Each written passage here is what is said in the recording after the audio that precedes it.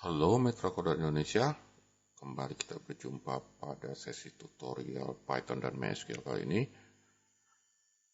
Di video sebelumnya kita sudah membahas bagaimana Python berkoneksi dengan database MySQL, kemudian membuat dan menghapus data dengan perintah create dan drop. Bukan menghapus data, menghapus tabel. Kemudian kita sudah belajar bagaimana menginput data ke dalam tabel melalui perintah insert. Dan kali ini kita belajar bagaimana menampilkan data melalui perintah select. Oke, kita pastikan dulu MySQL-nya berjalan. Di sini saya menggunakan aplikasi XAMPP SAM, di mana ada kontrol panelnya ya. Coba kita lihat. Nah, di sini kontrol panelnya menunjukkan bahwa MySQL-nya sudah berjalan dan kemudian web servernya Apache juga sedang berjalan. Oke, kalau kita masuk ke phpMyAdmin, oke, ini dia. Kita refresh. Oke, semuanya berjalan, MySQL-nya berjalan, dan kita akan menggunakan sebuah database, saya namakan di sini PythonDB, di mana database ini sudah digunakan di video-video tutorial sebelumnya. Anda bisa menyaksikannya sendiri. Di PythonDB ini ada dua tabel, yaitu divisi, tabel divisi, dan tabel karyawan. Oke, jadi sesi tutorial kita seperti saya kemukakan di awal tadi, untuk menampilkan data di dalam masing-masing tabel ini. Oke, kita ke editor pengkodian. Nah, sebelumnya kita sudah membuat rangkaian pengkodian, yaitu di video pertama dulu ya, kita belajar bagaimana mengkonekkan yang ini. Oke, kemudian kita menampilkan menu. Nah, menunya sederhana seperti ini. Dan setelah tampil menu kita harus pilih ini. Nah, dipilih apakah 1, 2, 1 itu tampil divisi, 2 tampil karyawan, dan seterusnya. Nah, yang kita sudah selesaikan adalah menu 3, tambah divisi, dan tambah karyawan di menu 4, yaitu menggunakan perintah insert. Ini dia fungsinya, tambah divisi dan tambah karyawan. Oke. Nah, sekarang kita belajar bagaimana menampilkan data dengan perintah select. Maka itu kita akan selesaikan dua fungsi, yaitu ini, tampil divisi dan tampil data karyawan. Kita tambahkan aja di sini def tampil data divisi. Oke, self seperti ini. Kita siapkan SQL-nya. Nah, perintah SQL-nya, kita lihat struktur tabel divisi ID dan nama. Jadi kita include-kan di sini select divisi ID, divisi, nama, from, divisi. Oke, nah, karena tidak ada input apapun, perintah SQL-nya sudah lengkap, maka bisa kita eksekusi. Jadi kita gunakan self ob cursor execute SQL. Oke, langsung begini aja. Nah, bayangkan isi tabel divisi. Ada rekodnya lebih dari 1. Bayangkan ini 3 ya. Oke, jadi itu kita bisa gunakan penampung. Nah, kita misalkan aja variabel hasil sama dengan seperti ini. Self ob cursor fetch all seperti ini.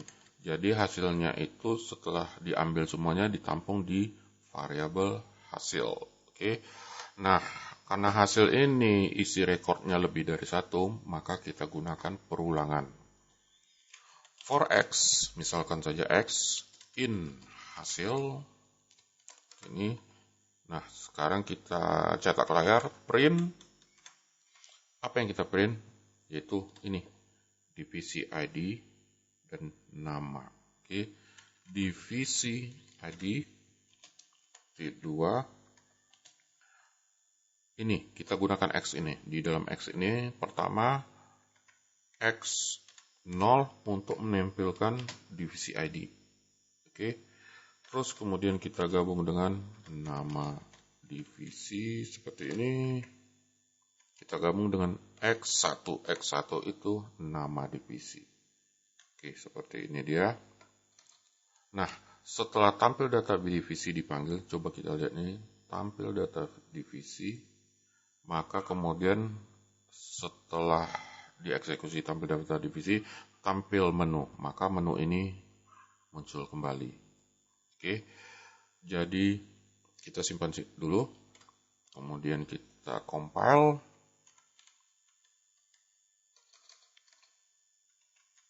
XCD M, nama filenya apa ya? Oh ya, insert py, enter.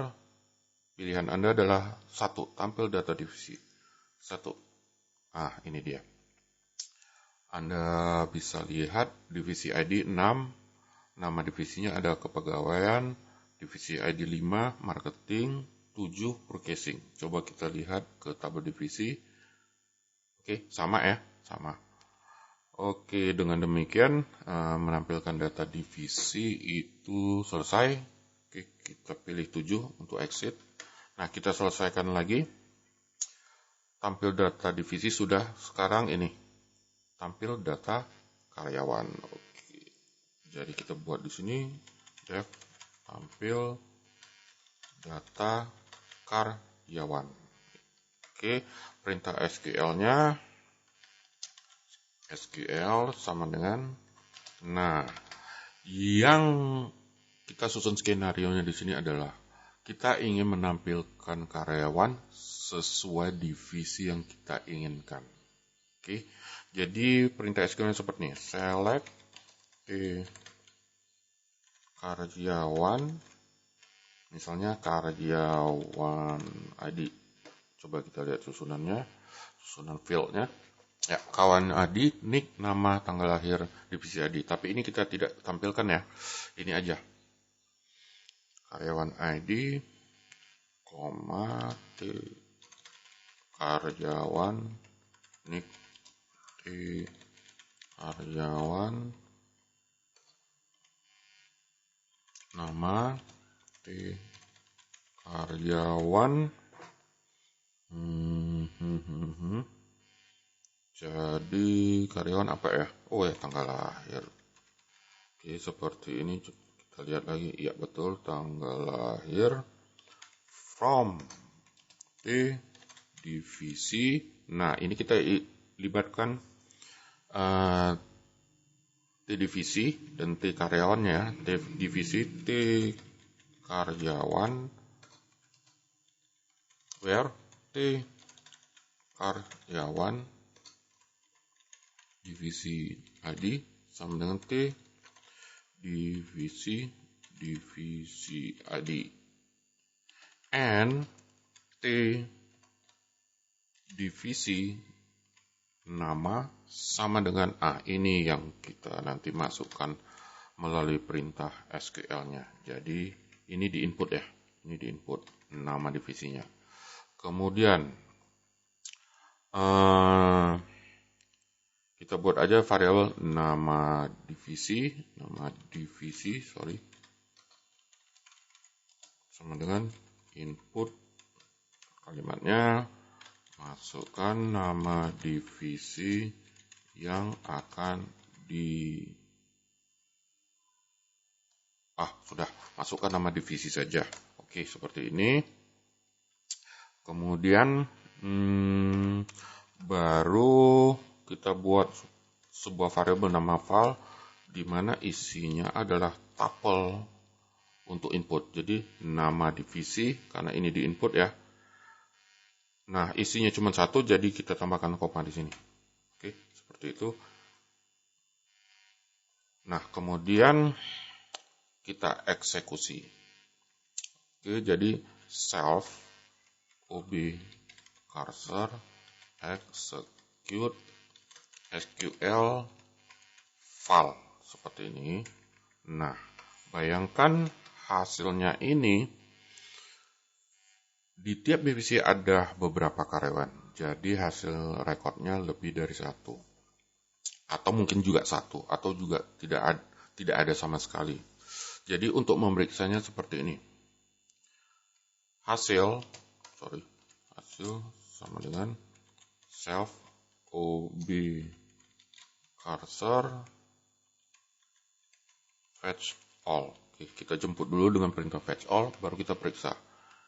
If len hasil lebih besar dari 0, maka maksudnya ini adalah apabila hasil rekornya ada lebih besar dari 0, maka baru kita tampilkan. For X, kita gunakannya perulangan in hasil, maka print. Nah, apa yang kita print ini? Mulai dari karyawan Adi, nick, nama, tanggal lahir. Jadi seperti ini dia. Nah, karyawan ID titik 2, kita gabung dengan X apa nih? Nah, X0 itu ini. Oke. X0. Kemudian nick di X1.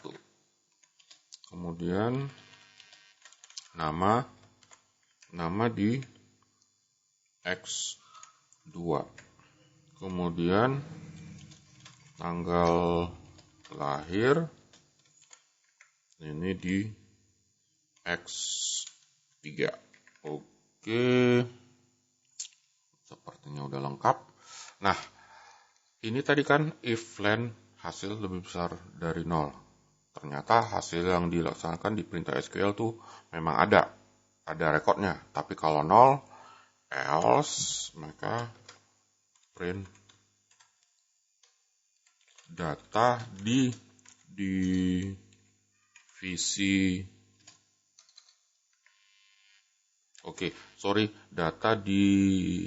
Data karyawan ya. Di divisi apa kita gabung di sini? Divisi yang kita input tadi apa nih? Nah, ini nama divisi. Nama divisi. Kalimatnya berikutnya tidak ada seperti ini. Nah, setelah tampil data karyawan sepertinya udah selesai nih ya. Ini sampai di sini. Lihat di sini tampil data karyawan dipanggil. Kemudian di bawahnya tampil lagi menu. Ini. Oke. Kita eksekusi dulu. Oke. Kita pilih 2, tampil data karyawan. Masukkan nama divisi. Kita buat divisinya marketing. Enter. Oke dia. Jadi di divisi marketing ada 3 orang karyawan. Oke, benar nggak? Marketing 3, berapa ya? Berapa tadi? 3 orang karyawan. Nah, ini dia 5. 5 ini divisi ID dari marketing. Oke, kalau kita tes lagi, tampil data karyawan nomor 2. Divisi apa ini? Yang 5 nih, sorry. Yang 7, sorry, 7. 7 itu divisi apa nih? Oh, purchasing 7.